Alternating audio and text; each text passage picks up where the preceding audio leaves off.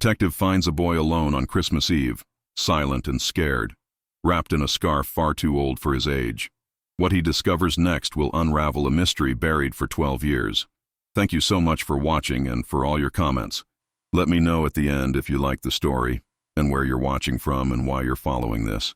The snow fell thick and silent over Boston on Christmas Eve 1902, blanketing the cobblestone streets in pristine white. Detective Jonathan Hayes stood beneath the gas lamp outside the precinct headquarters, watching his breath form small clouds in the frigid air. At 32 years of age, he had seen many Christmas Eves come and go, most spent pursuing criminals or documenting crimes, while others celebrated with their families. His tall, broad-shouldered frame was wrapped in a heavy wool overcoat, and his dark eyes reflected a weariness that came not from exhaustion, but from years of witnessing the darker corners of human nature. The church bells of Old North Church rang out across the city, their melodious tones carrying through the cold December air. Jonathan pulled his pocket watch from his vest, noting the time as 7:30 in the evening. He had just finished reviewing case files when the call had come in. A boy, no more than 7 or 8 years old, had been found wandering alone near the Harbor District, confused and unable to provide any information about his family or how he had come to be there. Jonathan made his way down Hanover Street, his footsteps crunching in the fresh snow. The Harbor District was a maze of narrow alleys and warehouses, where merchants stored goods brought in by ship from around the world. Gas lamps flickered along the streets, casting long shadows between the brick buildings. The scent of salt water mixed with coal smoke hung in the air, and Jonathan could hear the distant sound of ship horns echoing across the frozen harbor. Officer Patrick Reynolds waited for him outside a warehouse near Long Wharf. The young officer, barely 25, shifted nervously from foot to foot, his breath coming in quick puffs. "Detective Hayes, thank goodness you've arrived. The boy is inside with Mrs. Brennan from the Children's Aid Society. We found him about an hour ago, sitting on a crate near the docks. He was crying, but he won't speak to anyone." Jonathan nodded and entered the warehouse. The interior was dimly lit by a single lantern, and the space smelled of timber and rope. In the corner, wrapped in a blanket, sat a small boy with sandy brown hair and frightened blue eyes. Beside him sat a matronly woman with kind features, Mrs. Brennan, who looked up as Jonathan approached. "Detective," she said softly, "the poor child is terrified. I've tried everything, but he won't say a word about where he came from or who his parents might be." Jonathan knelt down before the boy, his expression gentle despite his imposing size. "Hello there, son. My name is Jonathan. I'm here to help you find your way home. Can you tell me your name?" The boy stared at him with wide, fearful eyes, but remained silent. Jonathan noticed immediately what had caught everyone's attention. Around the boy's neck was a beautiful knitted scarf, deep burgundy in color with an intricate pattern of snowflakes and pine trees woven throughout. The craftsmanship was extraordinary, each stitch perfectly formed, and despite the boy's disheveled appearance, the scarf looked well cared for, though clearly quite old. "That's a fine scarf you have there," Jonathan said gently. "Did someone special make that for you?" The boy's small hand clutched at the scarf protectively, and for the first time, a flicker of emotion crossed his face beyond fear. Jonathan studied the scarf more carefully. There was something unusual about it, something that nagged at the edges of his memory. The pattern was unique, not something one would find in a shop, and the quality suggested it had been made by someone with exceptional skill and care. "Mrs. Brennan leaned closer to Jonathan and whispered, "We found a tag sewn into the inside of the scarf. It has initials embroidered on it, EM, and a date, December 1890. Jonathan's heart skipped a beat. December 1890, 12 years ago. He carefully lifted the edge of the scarf and found the small tag, cream-colored fabric with delicate embroidery in navy blue thread. The letters EM were beautifully crafted, surrounded by tiny embroidered flowers. 12 years was a long time, and yet the scarf appeared to be in remarkable condition for its age. "May I see that more closely?" Jonathan asked the boy gently. The child hesitated, then slowly unwound the scarf from his neck and handed it to the detective with trembling fingers. Jonathan examined it carefully, noting the exceptional quality of the wool and the precision of every stitch. This was not the work of a common seamstress, but someone who had poured considerable time and love into creating it. He turned to Officer Reynolds.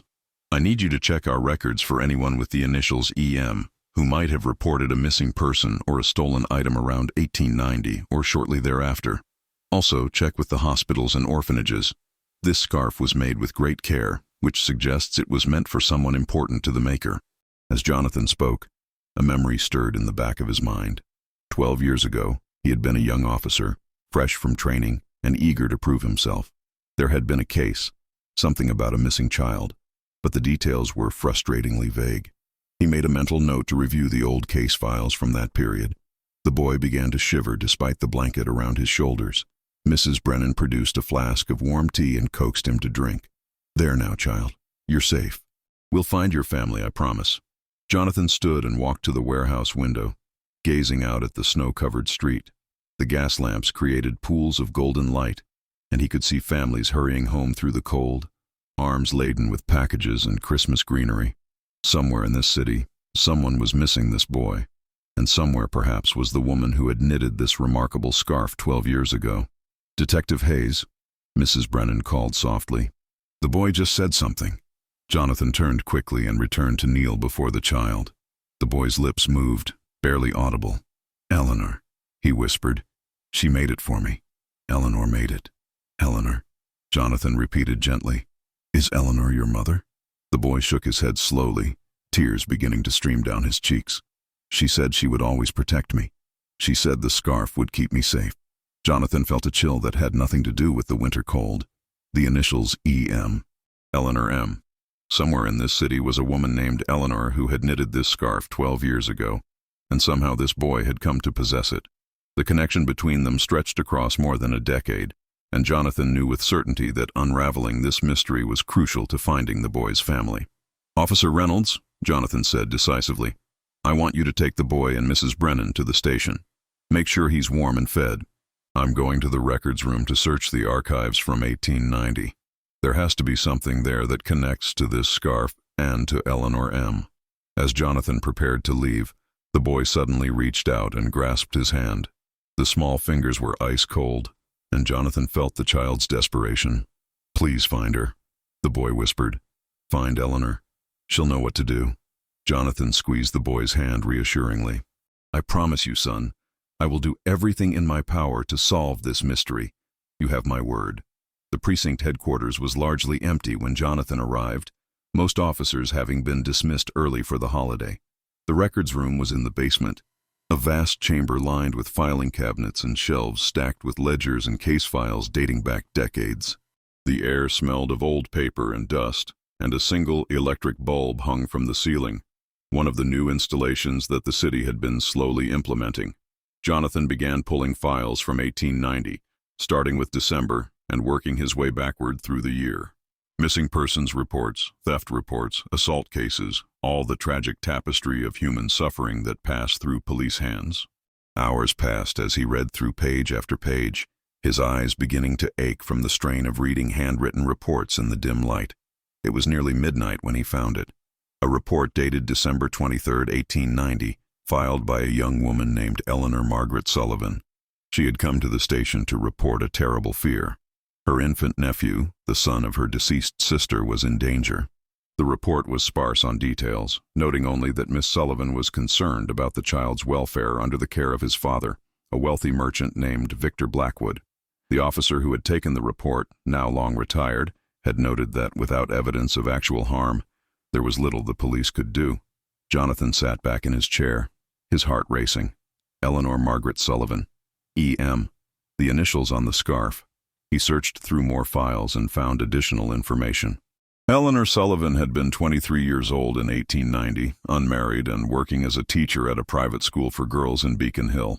Her sister Margaret Blackwood had died in childbirth that same year, leaving behind a son. But there was more. Jonathan found a follow-up report from January 1891. Eleanor Sullivan had disappeared. She had failed to return to her position at the school after the Christmas holiday, and her landlady had reported her missing. A brief investigation had been conducted, but with no evidence of foul play, and Eleanor being a grown woman with no family to press the matter, the case had been closed as a voluntary departure. Jonathan's mind raced with questions. Had Eleanor fled because of something related to her nephew? Had she taken the child? Or had something more sinister occurred? And how did this boy, found 12 years later wearing a scarf she had made, fit into the story. He pulled out his notebook and began to write down everything he knew. Eleanor Sullivan, aged 23 in 1890, concerned about her nephew's safety, disappears shortly after Christmas that year. The nephew would now be 12 or 13 years old, roughly matching the age of the boy they had found. But the boy had called Eleanor's name as if he knew her, as if she had given him the scarf directly. Jonathan checked the address listed for Victor Blackwood in the original report. The Blackwood residence was located on Commonwealth Avenue, one of the most prestigious addresses in Boston. If Victor Blackwood still lived there, he would have answers. But approaching a wealthy merchant with questions about a 12-year-old disappearance and a mysteriously found boy required delicacy and caution. The church bells struck 1 in the morning, and Jonathan realized that Christmas Day had officially begun. He gathered his notes and made his way upstairs. Officer Reynolds was still at his desk, watching over the boy who had fallen asleep on a cot in one of the back rooms. "Any luck, Detective?" Reynolds asked quietly. "Perhaps," Jonathan replied. "Tell me, have you heard of a Victor Blackwood? He's a merchant, lives on Commonwealth Avenue." Reynolds nodded slowly. "Indeed, sir. Everyone in Boston knows the Blackwood name. Victor Blackwood owns half the shipping warehouses in the Harbor District. Very wealthy, very powerful. But I've heard whispers over the years that he's a hard man, cold and calculating in his business dealings."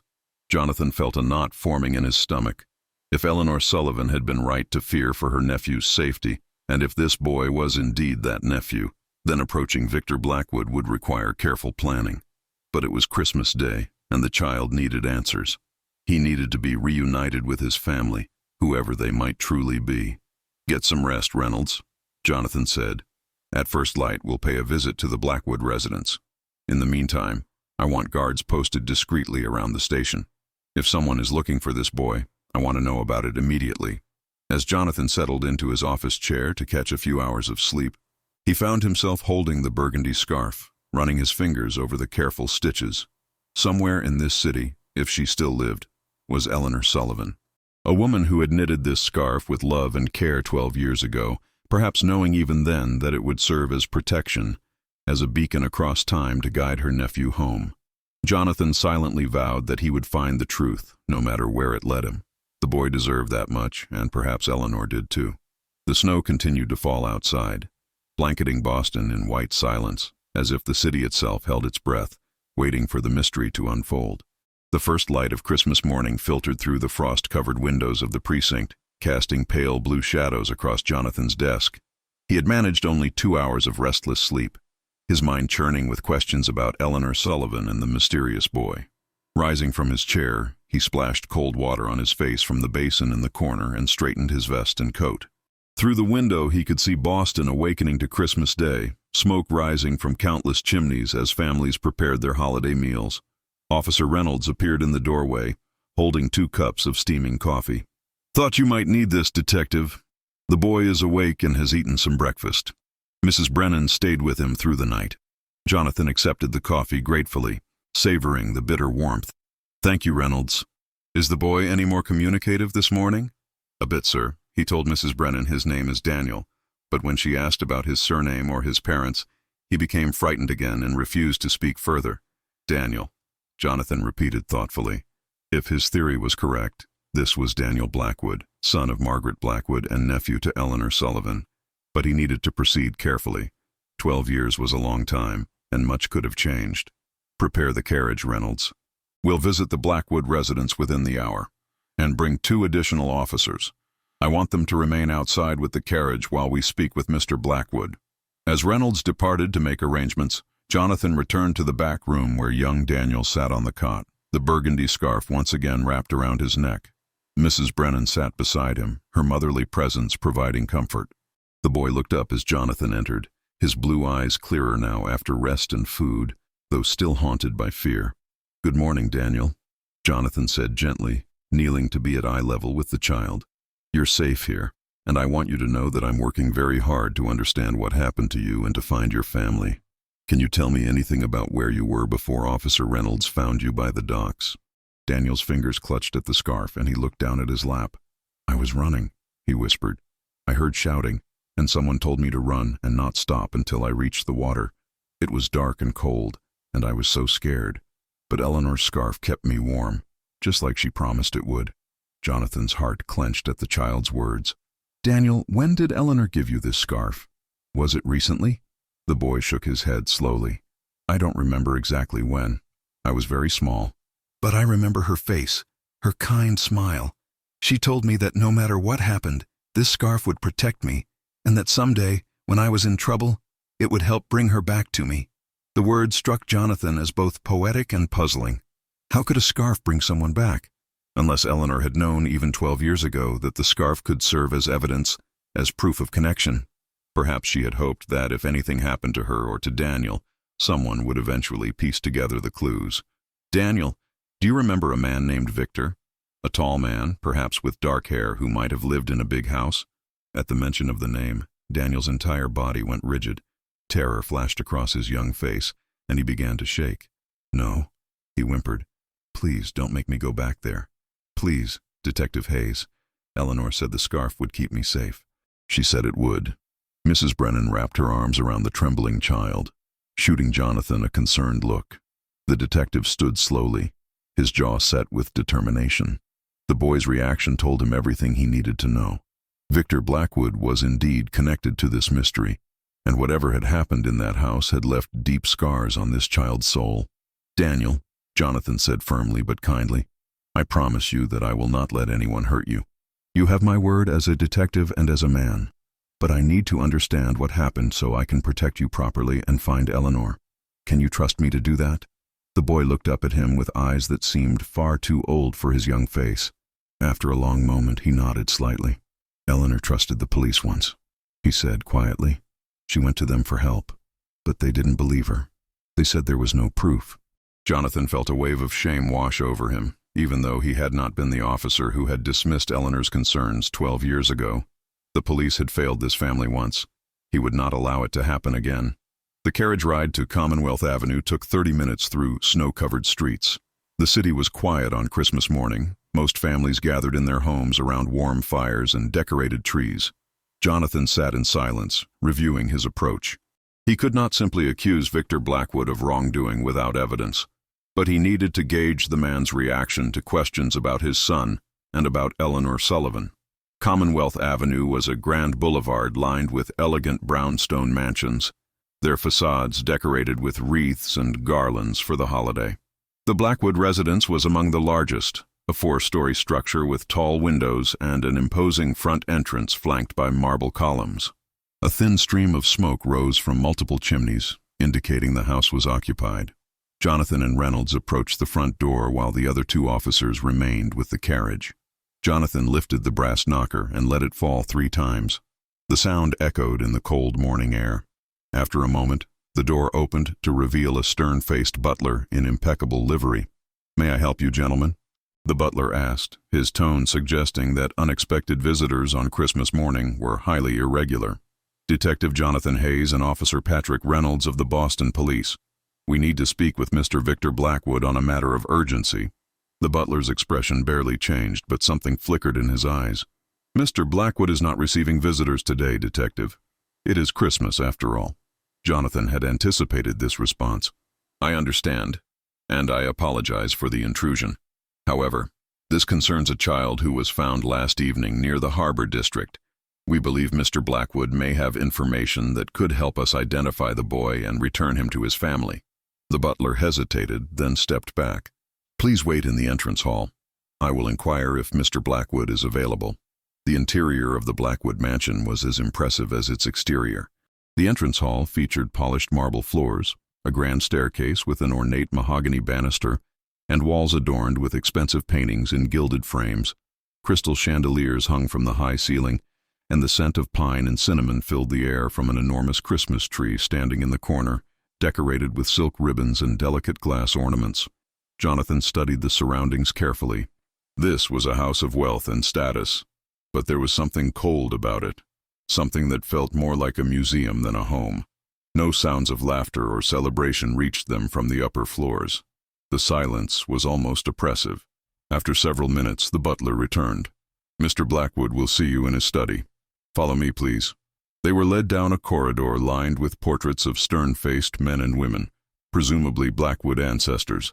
The butler stopped before a heavy oak door and knocked once before opening it. "Detective Hayes and Officer Reynolds, sir." Victor Blackwood stood before a massive fireplace, his back to the door. He was a tall man, perhaps 50 years of age, with graying hair and a rigid posture. He wore an expensive suit even on Christmas morning, and when he turned to face them, Jonathan saw a face carved from stone, emotionless and calculating.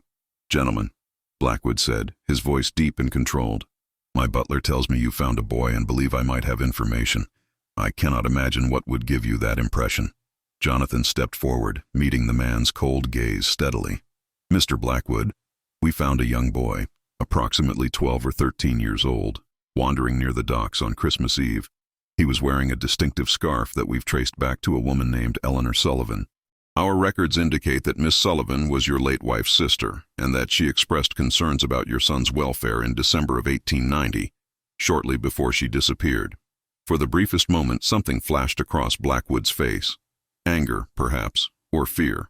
But it vanished so quickly that Jonathan almost doubted he had seen it. "Eleanor Sullivan," Blackwood said slowly, returning to his desk and sitting down. "Yes, I remember her. My wife's sister, a foolish young woman with romantic notions about family and duty. She disappeared 12 years ago, and I have not seen nor heard from her since. As for my son, he is upstairs in his room, quite safe and sound, I assure you." Jonathan felt his pulse quicken. "Your son is here? May we see him?" "Certainly not," Blackwood replied sharply. "The boy is not well. He suffers from a nervous condition and must be kept quiet and away from excitement. His physicians have prescribed complete rest." "Mr. Blackwood," Jonathan said carefully, "I must insist. We have a child at the station who may be connected to your family, and we need to verify the identity and welfare of your son to proceed with our investigation." Blackwood stood abruptly, his composure cracking slightly. "You have no authority to make such demands in my home, detective. I am a respected businessman in this city, and I will not tolerate baseless accusations or intrusions into my private affairs. If you have found some street urchin wearing an old scarf, that has nothing to do with me or my family." Officer Reynolds shifted uncomfortably beside Jonathan, but the detective held his ground. "I understand your position, Mr. Blackwood. However, if you refuse to cooperate, I will be forced to obtain a warrant. And I should inform you that the boy at the station has identified himself as Daniel and has shown a strong, fearful reaction to your name." The color drained from Blackwood's face. For several seconds, the room was silent except for the crackling of the fire. Then Blackwood walked to the window, staring out at the snow-covered garden. "Daniel," he said quietly, almost to himself, "that scarf. I should have destroyed it years ago." Jonathan and Reynolds exchanged glances. Blackwood had essentially confirmed their suspicions. "Mr. Blackwood," Jonathan said firmly, "I need you to tell me the truth. Where is your son?" Blackwood turned, and for the first time Jonathan saw something in his expression that resembled human emotion, though whether it was guilt, fear, or rage, he could not tell. "My son is dead, detective. He died 8 years ago of pneumonia. I buried him in the family plot at Forest Hills Cemetery." The statement hung in the air like a thunderclap. If Blackwood's son was dead, then who was the boy they had found? And why had he been wearing Eleanor's scarf and reacted with such terror to Blackwood's name? "I will need to verify that claim," Jonathan said slowly, "and I will need you to explain how a boy who appears to be the right age, wearing a scarf made by your former sister-in-law, came to be found on Christmas Eve, terrified and alone." Blackwood's face hardened again, the moment of vulnerability gone. "I have nothing more to say to you, detective. If you wish to pursue this matter, do so through proper legal channels. Now, I must ask you to leave my home." Jonathan knew he was being dismissed, but he had learned enough to know that Victor Blackwood was lying. Whether about his son being dead or about his knowledge of the boy they had found, the man was concealing something significant. "We will be in touch, Mr. Blackwood, and I would advise you not to leave the city." As they were escorted back to the entrance hall by the butler, Jonathan noticed a door slightly ajar on the second-floor landing. Through the gap, he caught a glimpse of a woman's face, pale and thin, watching them with wide, frightened eyes. She had dark hair streaked with gray and wore a simple gray dress. When she saw Jonathan looking up at her, she quickly stepped back and closed the door. "Who was that?" Jonathan asked the butler quietly. The butler's expression remained neutral. That would be Miss Clara Brennan, the housekeeper. She has been with the family for many years. Once outside, Reynolds let out a long breath. Well, that was certainly enlightening, if confusing. Do you think his son is really dead? Jonathan climbed into the carriage, his mind racing. I don't know what to believe yet, but I intend to visit Forest Hills Cemetery today and verify whether there is indeed a grave for Daniel Blackwood. Something about this entire situation is deeply wrong. That house felt like a prison, not a home. As the carriage pulled away from the Blackwood mansion, Jonathan looked back and saw the woman, Miss Brennan, the housekeeper, standing at a second-floor window, watching them leave. There was something in her posture, in the way she stood there, that suggested she knew more than anyone was willing to say. He made a mental note to find a way to speak with her privately. The carriage made its way through the quiet streets toward Forest Hills Cemetery. The snow had stopped falling, and weak sunlight broke through the clouds, casting long shadows across the white landscape. Jonathan felt the weight of the mystery pressing down on him. A boy who might or might not be Daniel Blackwood, a scarf knitted 12 years ago by a woman who had disappeared, a wealthy merchant with secrets, and now a claim that the boy in question had died 8 years ago. Forest Hills Cemetery was a sprawling Victorian garden cemetery, its rolling hills dotted with elaborate monuments and mausoleums. The caretaker's cottage stood near the entrance, smoke rising from its chimney. Jonathan knocked on the door, and an elderly man with a deeply lined face and kind eyes answered. Detective Hayes, Boston Police. I need to locate the grave of a Daniel Blackwood, who allegedly died about 8 years ago. The caretaker, who introduced himself as Mr. William Foster, invited them inside to consult his records. The cottage was warm and filled with the smell of coffee and fresh bread. Mr. Foster's wife, a plump woman with rosy cheeks, offered them refreshments, which they gratefully accepted. Mr. Foster ran his finger down the pages of a large ledger. Blackwood, you said? Yes, here it is. Daniel Blackwood died March 1894, aged 5 years. Buried in the Blackwood family plot, Section 12, Lot 47. Pneumonia was listed as the cause of death. Jonathan felt a chill run through him. May we see the grave? Of course, Detective. Though I must warn you, the snow is deep in that section. The Blackwood plot is on the hillside. They trudged through the cemetery, following Mr. Foster along snow-covered paths. The silence was profound, broken only by the crunch of their footsteps and the occasional call of a crow from the bare trees. Finally, they reached the Blackwood plot, an elaborate area enclosed by iron fencing and dominated by a large marble monument bearing the family name. Mr. Foster pointed to a smaller headstone near the back. That's the boy's grave there. Jonathan approached and brushed snow away from the stone. The inscription was simple.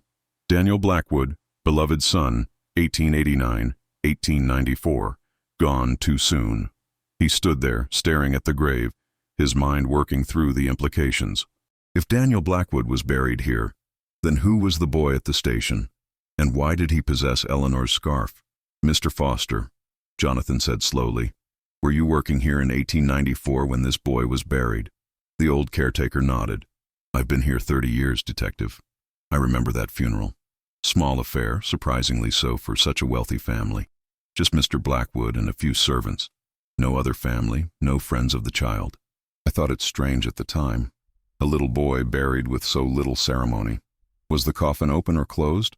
Mr. Foster thought for a moment. Closed, if I recall correctly. Mr. Blackwood said the boy had been quite ill, and he preferred to remember him as he was in health. Jonathan exchanged a significant look with Reynolds. A closed coffin, a hasty burial with no witnesses beyond servants, and a wealthy man who could easily arrange for false documentation. The pieces were beginning to form a pattern, but it was not yet clear enough to act upon. As they walked back to the carriage, Jonathan's mind raced with possibilities. Perhaps Daniel Blackwood had not died at all. Perhaps Victor Blackwood had staged his son's death for some reason and hidden the boy away. But why? And where had the boy been for 8 years? And how did Eleanor Sullivan fit into all of this? Back at the precinct, Jonathan found Daniel still with Mrs. Brennan, now joined by another woman he did not recognize. She was perhaps 35 years old, with auburn hair pinned up in an elegant style and warm brown eyes that radiated intelligence and compassion. She wore a deep green dress of fine quality, though not ostentatious, and moved with a grace that suggested refinement without pretension. Mrs. Brennan stood as Jonathan entered. "Detective Hayes, this is Miss Eleanor Margaret Sullivan." She read about the found boy in the morning newspaper and came as quickly as she could. Jonathan felt as though the ground had shifted beneath his feet. Eleanor Sullivan, alive, here, after 12 years. The woman turned to face him fully, and he saw tears streaming down her cheeks. Without a word, she rushed past him to where Daniel sat, and the boy, seeing her, let out a cry of joy and relief. "Eleanor, you came. The scarf worked just like you promised." She gathered him into her arms, both of them crying, and Jonathan stood transfixed, watching this reunion that spanned more than a decade. When Eleanor finally looked up at him, her eyes were filled with gratitude, fear, and a desperate hope. "Thank you," she whispered. "Thank you for finding him. Thank you for keeping your word when others would not." Jonathan stood in the doorway of the precinct's back room, watching as Eleanor Sullivan held young Daniel, both of them trembling with emotion. The reunion was so raw, so genuine, that he felt like an intruder witnessing something deeply sacred. Mrs. Brennan had tears in her own eyes, and even Officer Reynolds, standing beside Jonathan, cleared his throat and looked away, visibly moved. After several minutes, Eleanor finally released Daniel enough to look at him properly, her hands cupping his face as if assuring herself he was real. "Let me look at you," she said softly, her voice breaking. "You've grown so much. You were barely more than a baby when I last held you. Oh, Daniel, I never stopped searching for you. Not a single day passed that I didn't wonder where you were, if you were safe, if you were happy." Daniel touched the burgundy scarf around his neck. "I knew you'd come back if I needed you. You promised, and the scarf kept me warm, just like you said it would." Eleanor pressed her forehead against his, fresh tears spilling down her cheeks. "You remembered. After all these years, you remembered me."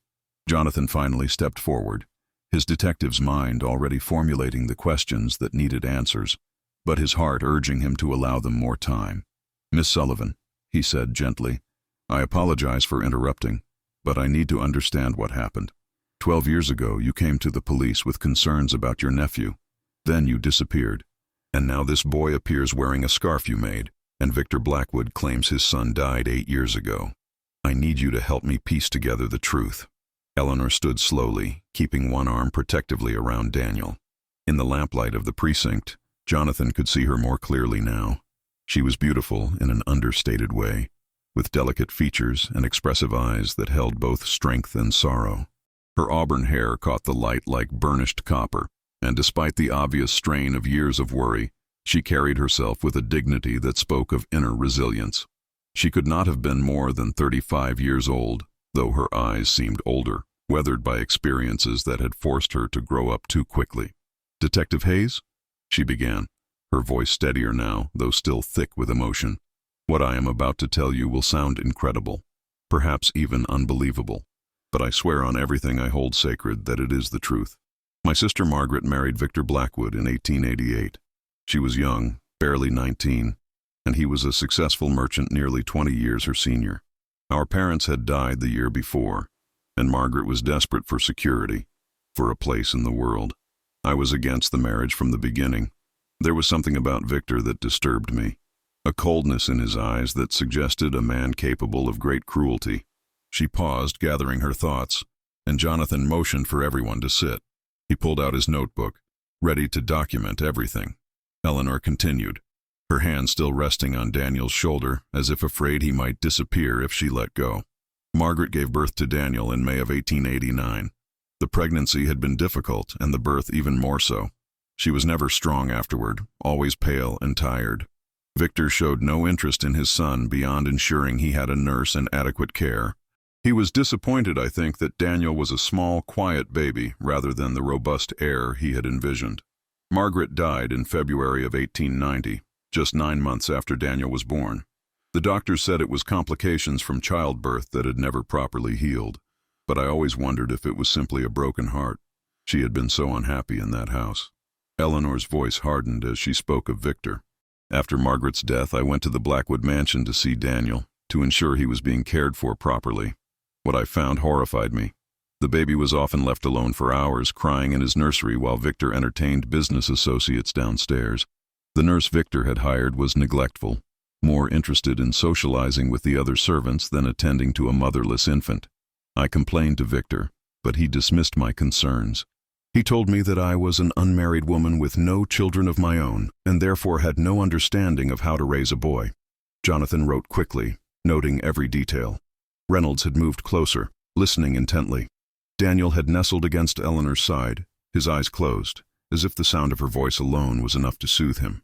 I began visiting more frequently, Eleanor continued, bringing clothes I had made for Daniel, including that scarf, which I knitted during the long winter nights of 1890. I would spend hours with him, reading to him, singing to him, trying to give him the love his father would not. But Victor grew increasingly hostile to my presence. He accused me of trying to turn Daniel against him, of interfering in his household. In December of 1890, I witnessed something that changed everything.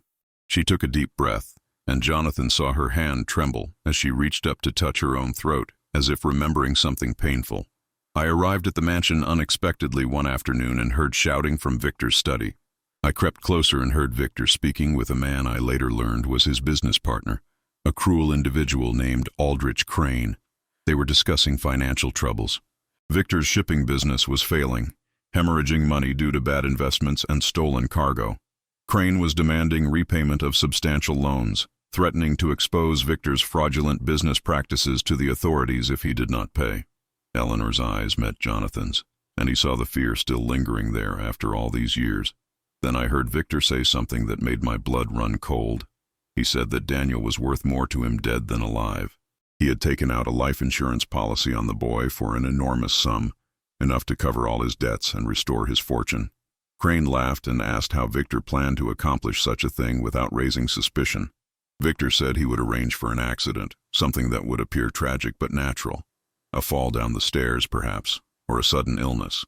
Mrs. Brennan gasped audibly, and Reynolds's face had gone pale. Jonathan felt a cold fury building in his chest. You overheard him planning to murder his own son for insurance money. Eleanor nodded, tears streaming down her face again. I was terrified. I went to the police the next day to this very precinct and told an officer everything I had heard. But I had no proof, only my word against that of a wealthy, respected businessman. The officer was sympathetic but said there was nothing they could do without evidence. He suggested that perhaps I had misunderstood what I had heard, that grief over my sister's death had made me imagine threats where none existed. He told me to go home and leave the matter alone. Jonathan felt shame burning through him once more, even though he had not been that officer. The police had failed Eleanor and Daniel, choosing to protect the status of a rich man over the safety of a child. I knew I had to act, Eleanor said, her voice growing stronger. I could not stand by and let Victor murder his own son. So I formed a desperate plan. On December 23, 1890, I went to the Blackwood mansion and told the nurse that Victor had sent me to take Daniel for a walk in his carriage, to get fresh air. The woman barely looked up from her novel and waved me away. I took Daniel, and I ran.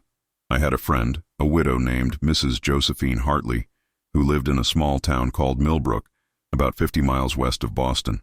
She had agreed to take us in and help us disappear. Eleanor's expression softened as she remembered. We lived there for nearly 8 years. I changed my name to Ellen Hartley and claimed to be a widow with a young son. I found work as a teacher in the local school, and we made a simple but happy life.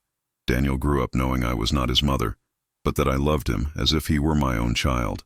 I told him about Margaret, about what a kind and beautiful person his mother had been, and I told him that someday, when he was older, I would explain why we had to leave Boston and live in secret.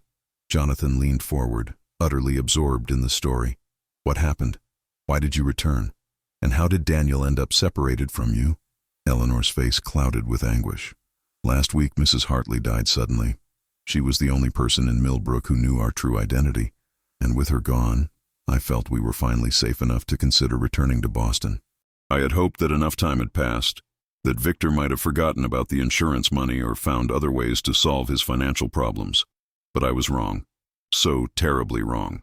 She pulled Daniel closer, and the boy opened his eyes, looking up at her with complete trust. 3 days ago, a man came to Millbrook. He had a photograph of Daniel as a baby and was asking questions around town. Someone must have mentioned that I had a son about the right age. The man came to our lodgings while I was at school. He told Daniel that he was an old friend of his mother's family and that I had sent him to bring Daniel to Boston ahead of me, as I had business to finish in Millbrook. Daniel spoke up quietly. He seemed nice at first. He knew things about my mother, about Aunt Eleanor, so I believed him and went with him. But once we got on the train to Boston, he changed. He became mean and rough. He locked me in a room at a hotel near the docks and told me I'd be staying there until someone came to get me. I was so scared. Eleanor's voice shook with rage and grief. When I returned to our lodgings and found Daniel gone, I was frantic. The landlady told me about the man, and I knew immediately what had happened. Victor had found us. I don't know how, after all these years, but he had found us. I took the next train to Boston, arriving late on Christmas Eve. I went to every hotel near the Harbor District searching for Daniel, but there were so many, and no one would admit to having seen him. Daniel continued the story. Last night I heard shouting in the hallway outside my room. The man who had taken me was arguing with someone else. I heard them fighting, and then there was a loud crash. Someone, I don't know who, opened my door and told me to run to the waterfront and not stop. So I did. I ran through the streets in the dark and the snow until Officer Reynolds found me. Jonathan's mind was racing, putting together the final pieces. Victor Blackwood staged your death 8 years ago, he said to Daniel. When you disappeared with Eleanor, he reported you missing, then after a brief search, claimed you had died of pneumonia. He collected the insurance money, solved his financial problems, and thought the matter was closed. But something must have happened recently that made him realize you were still alive, or at least suspect it. He hired someone to find you and bring you back to Boston, perhaps planning to finish what he had started 12 years ago. Eleanor nodded vigorously. That's exactly what I believe. And now that Daniel has escaped and come to the attention of the police, Victor is in a dangerous position.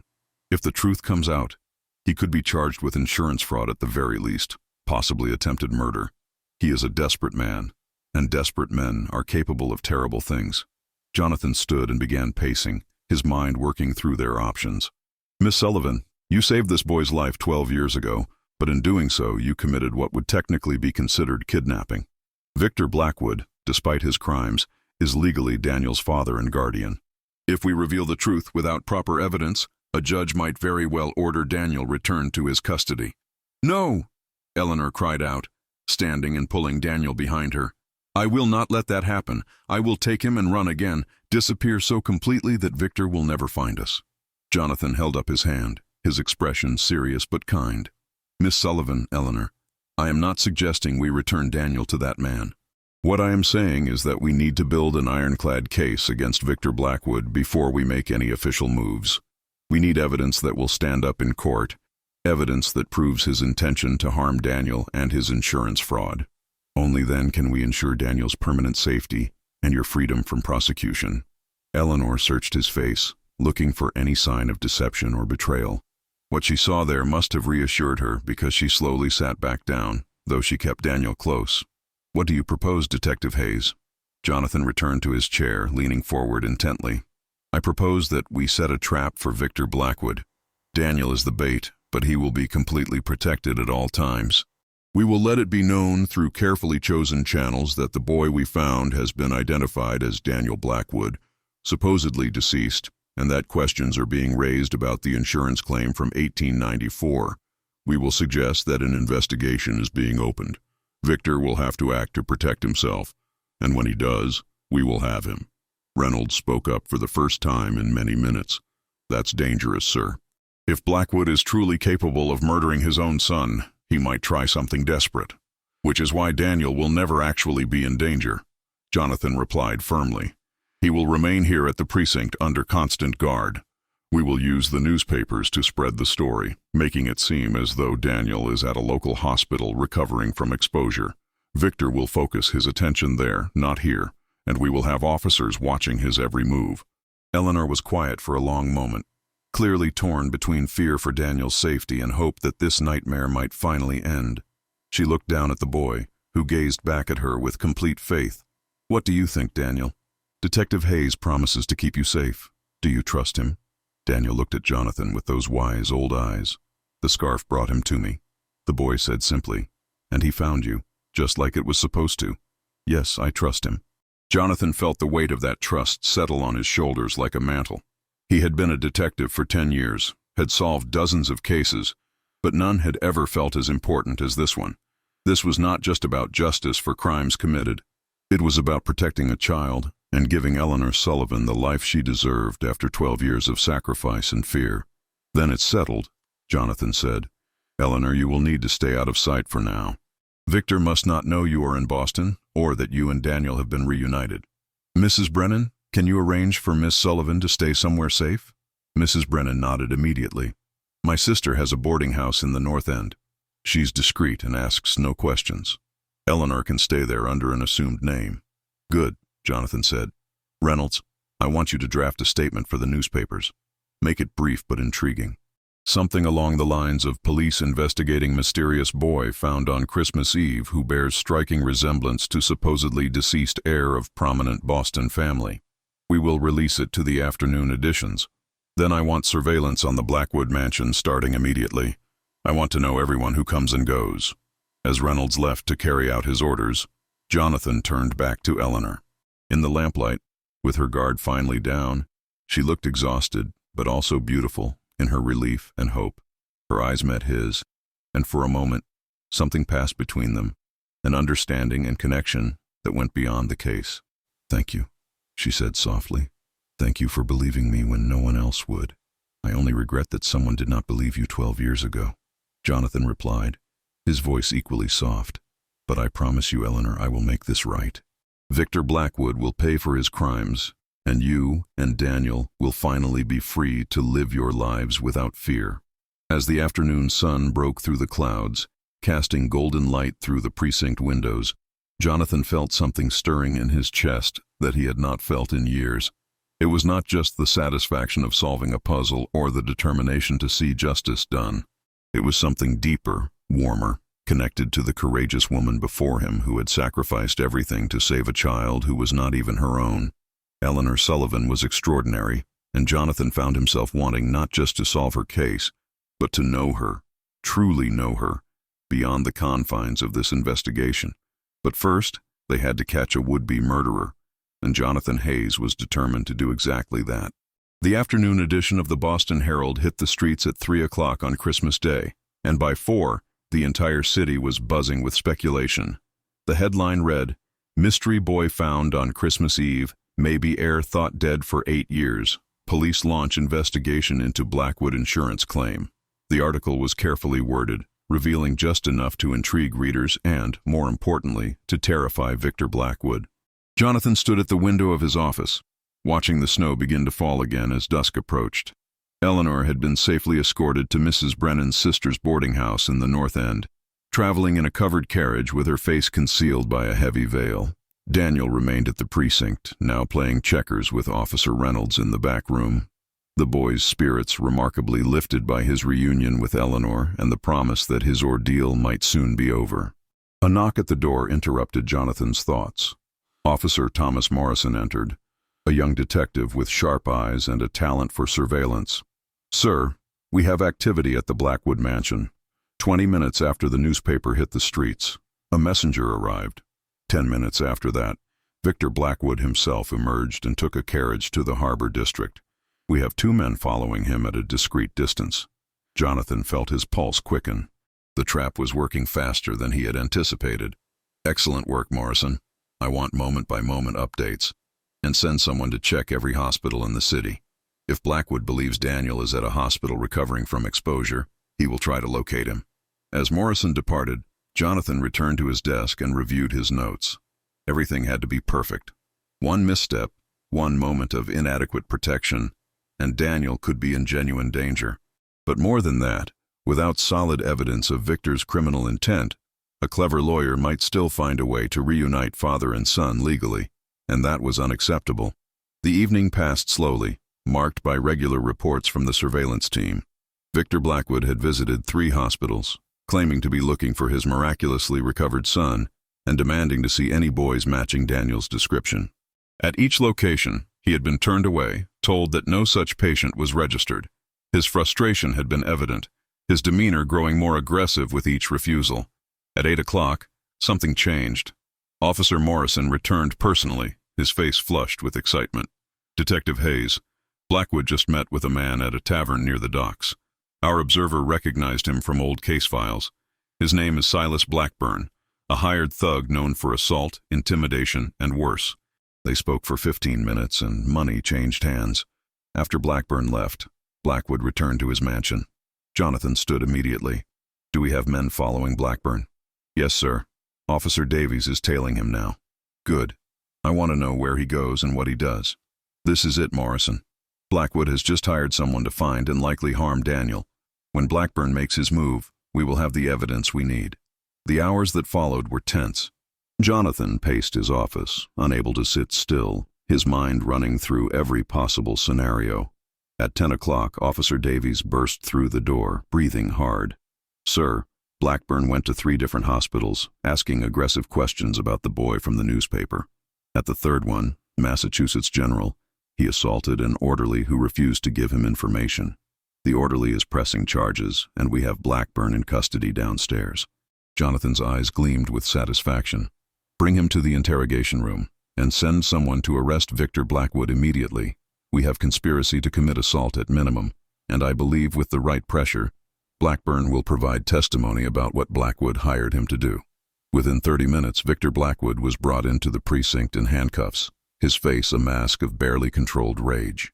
He was placed in a holding cell while Jonathan and Reynolds entered the interrogation room where Silas Blackburn sat, his hands chained to the table. Blackburn was a hulking man with scarred knuckles and dead eyes, the kind of criminal who would do anything for money without a trace of conscience. Jonathan sat across from him, his expression calm but his voice carrying unmistakable authority. "Mr. Blackburn, you are facing charges of assault. That alone could put you in prison for several years.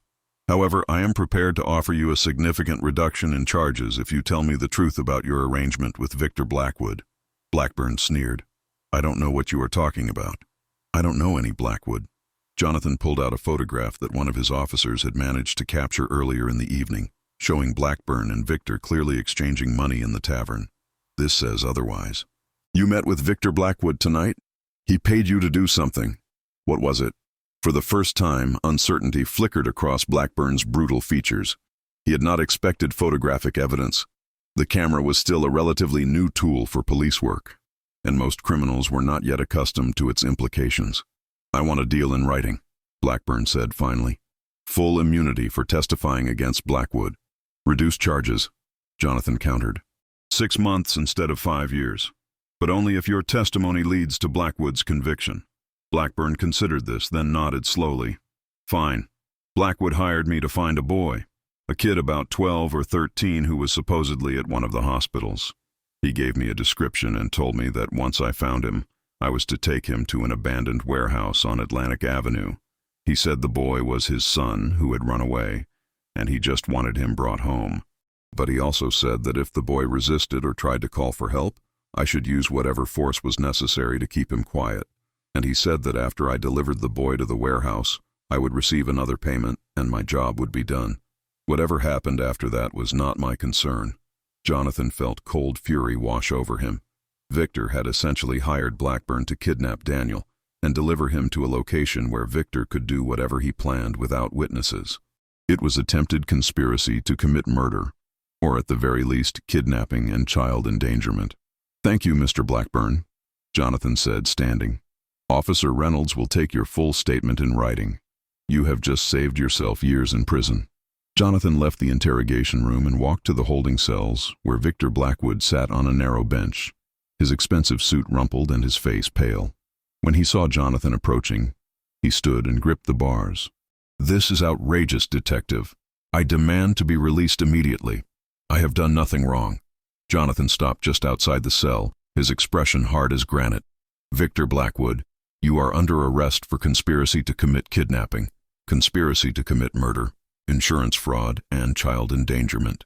Your associate, Silas Blackburn, has provided a full confession of your plans for tonight. We also have evidence that you staged your son's death in 1894 and collected insurance money under false pretenses. And we have testimony from Eleanor Sullivan regarding your plans to murder Daniel in 1890 for insurance money."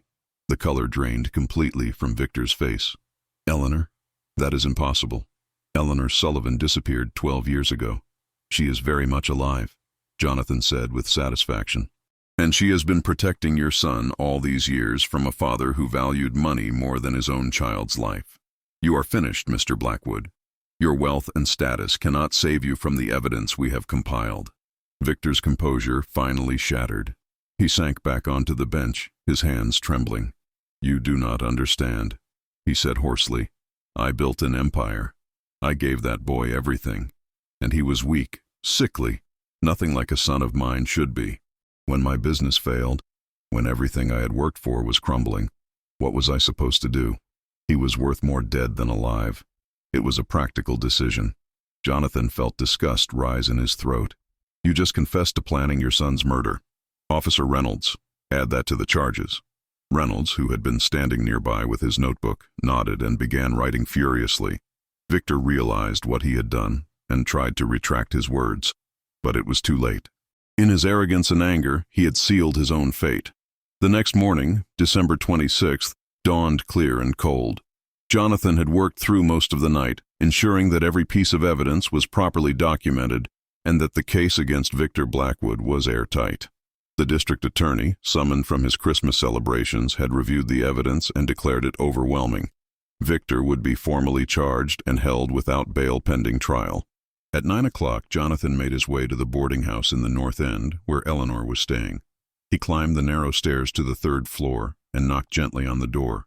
Eleanor opened it immediately, her face anxious. Detective Hayes, is there news? Is Daniel safe? Daniel is perfectly safe, Jonathan assured her, stepping inside at her invitation. The room was small but clean, with a single window overlooking the street. And I have better news still. Victor Blackwood is in custody. He confessed to planning Daniel's murder, both 12 years ago and again last night. Between his confession, the testimony of the man he hired, and your account of what you overheard in 1890, the district attorney is confident of a conviction. Victor will spend many years in prison. Eleanor's knees seemed to give way, and she sank into a chair, her hands covering her face. Jonathan moved quickly to her side, kneeling beside her. Eleanor, it is over. Truly over. You and Daniel are free. She looked up at him, tears streaming down her face. But this time they were tears of relief and joy. I can barely believe it. 12 years of running, of hiding, of looking over my shoulder every day, wondering if he would find us. And now it is really finished? It is finished, Jonathan confirmed gently.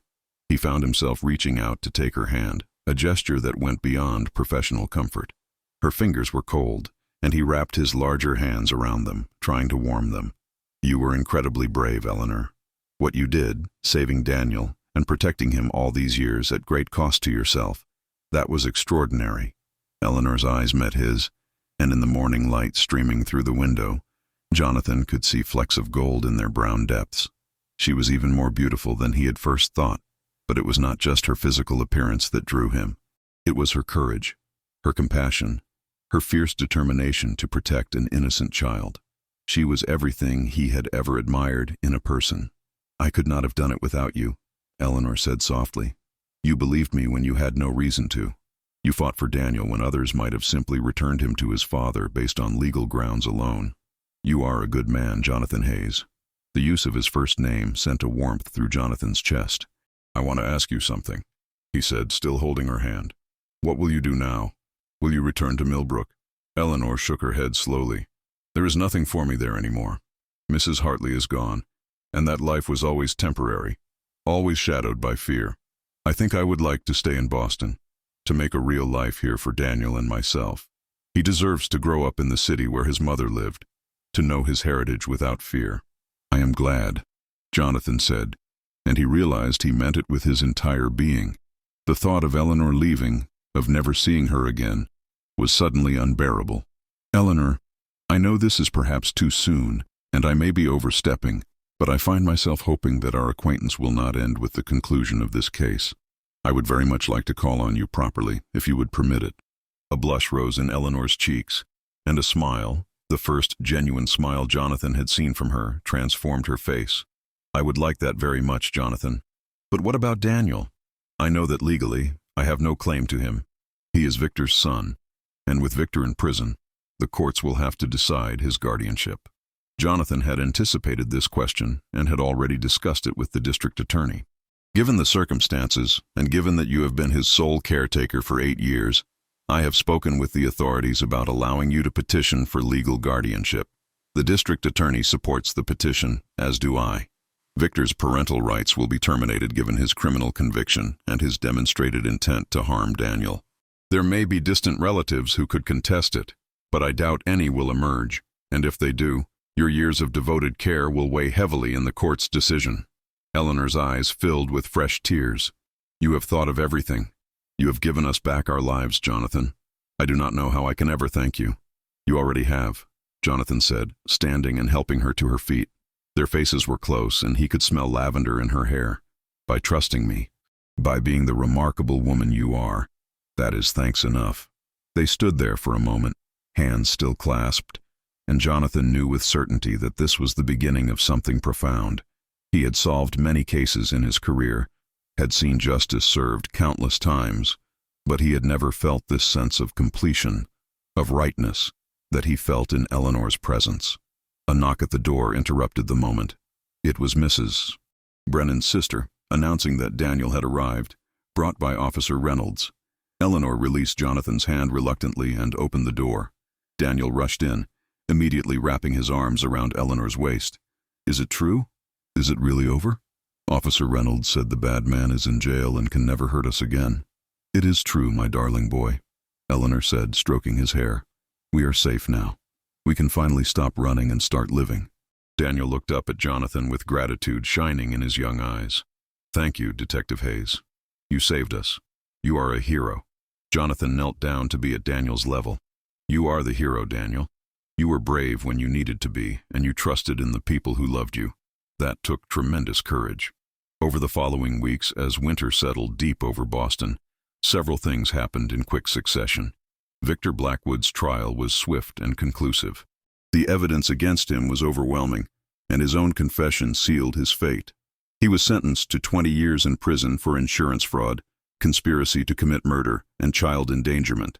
His fortune was seized to repay the fraudulent insurance claim, and what remained was placed in a trust for Daniel's benefit. Eleanor's petition for guardianship of Daniel was granted by the court with little opposition.